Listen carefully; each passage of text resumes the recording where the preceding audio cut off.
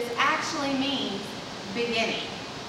Thus, with the first two humans being created by God, we find that we quickly delve into the challenging questions of God's relationship to the world's relationship to us, and ultimately our relationship to God. The first 3 chapters in Genesis are some of the most intense poems, stories, and explanations. These writings set up a variety of approaches of one's understanding to the world, to God, and to all of humanity. It asks these questions. Are we created good? Are we created evil? Do we have free will? Does God know all? Why do we die? Why is there pain and suffering? How should we live? What does it mean to have knowledge? What does it mean to be in the presence of God? Why do we sometimes feel like God has abandoned us? How ultimately did we get here? All of these questions are found in the first 3 and 4 chapters of Genesis. And it is because of these types of difficult questions experienced by humans since their existence that the biblical stories came together. Just like us. Humans long, long ago wanted to know and understand and experience God. Over time, there were many writers whose words came together to create this work, the Bible, that I believe is the most complex, powerful, and inspirational work of art of all time. The Bible is not to be taken lightly. And as we begin once again to look at the basic foundations of our faith, it is important to remind ourselves that reading the Bible is important. For me, however, reading is similar as reading a classical piece of literature. There is something beautiful in reading Charles Dickens or Shakespeare. But the works themselves become much more powerful when you study and learn the issues of the day, the struggles of the community, and start to understand why Dickens and Shakespeare chose to write and respond to the world in the way that they did.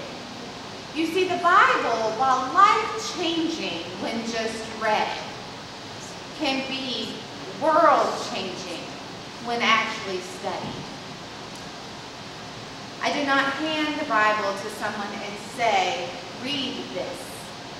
I worked to hand the Bible to someone to say, come, let us engage in this book and all the world that has been for these different writings, and all the world that was at one time and is now and will be. And yet so many do not actually know the complexities and beauty of the books that sit each week in the pew in front of you. Many do not even realize that there are 66 books in the Bible. It's not just one book.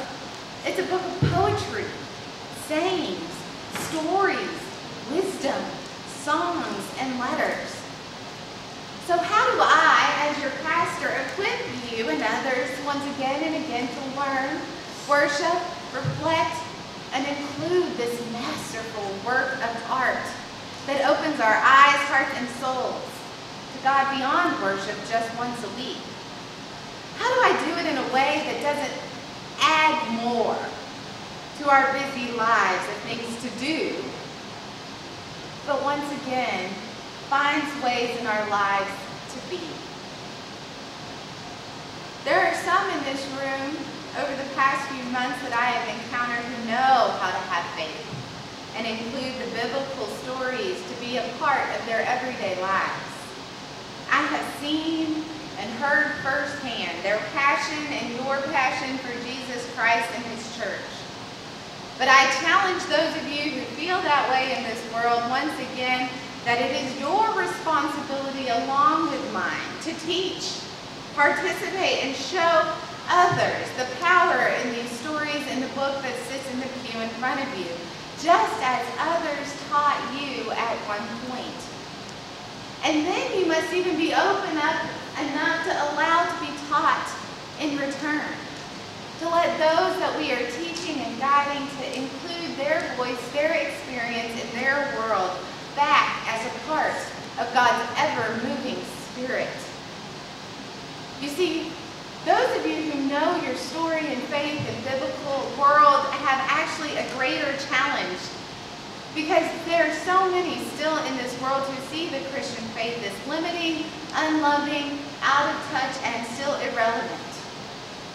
I have this challenge too, and my responsibility is to try a plethora of ways to give you tools, insights, and even help cross the generational gaps, to help all of us, individual and as a community, find one way to begin to be a little bit more faithful and a little bit more connected to this amazing work of art. Isn't that what we want?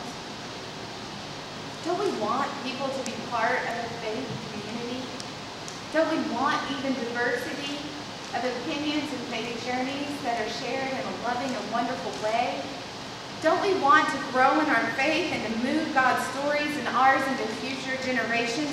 Don't we want God to be seen as relevant through our ministries? And this is what we should want, because we've not only read the Bible, we have studied, learned, and embraced the complexities and profound simplicities that our faith tradition understands best through the Bible and through the experiences of our lives.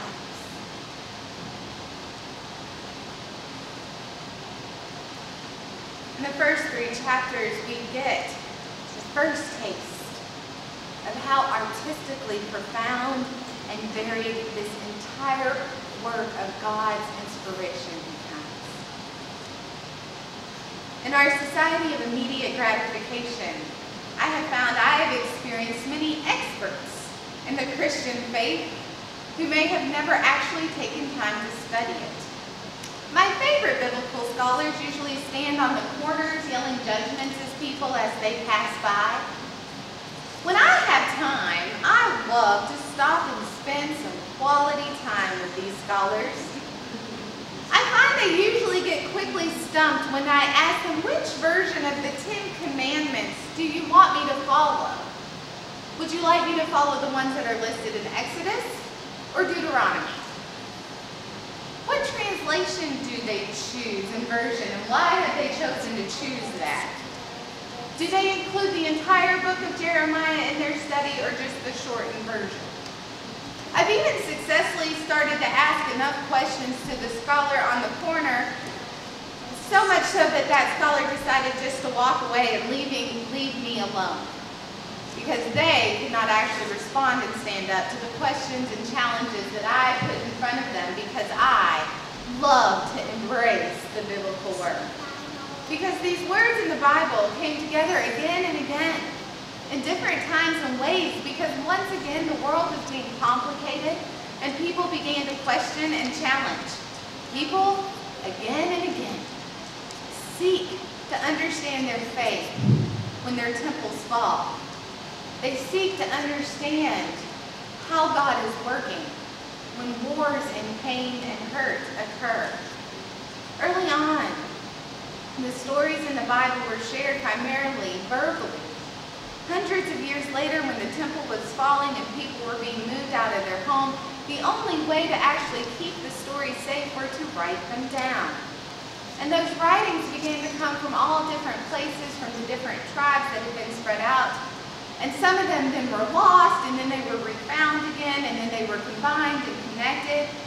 Each one of the 66 books in the Bible have a story beyond just the words written in them, and they are fascinating stories of how God continues to find ways to connect to us. The Bible did not just show up one day in its full form. There is not just one original copy that people use to translate. Humans have passed these stories on in many ways, forms, and through many changes. Here's what's amazing about these stories, though. They've survived. The stories, poems, songs, quotes, letters, and more have inspired people of every generation and in every age to embrace and engage and a connection and understanding with God. These stories help illuminate the complexities and depth of this great work of literature and art. The stories even behind the words on the page take the words on the page and are able to make them more sacred, more real, more relatable, and even more relevant in each generation. I find that to study the Bible and not just read it helps find God in more intentional ways for our world today. It allows us to compare to what has happened in the past, understand why the words were said, and then understand what words need to be said in our relevant, moving, spirit-filled world today. You see, I do find it crucial to go back to the basics, back to the Bible and the stories, but only to go back and look and examine so that we know and understand why God moves in some ways and where the Spirit is moving us forward. And that's why, once again, I sing B-I-B-L-E. I stand up.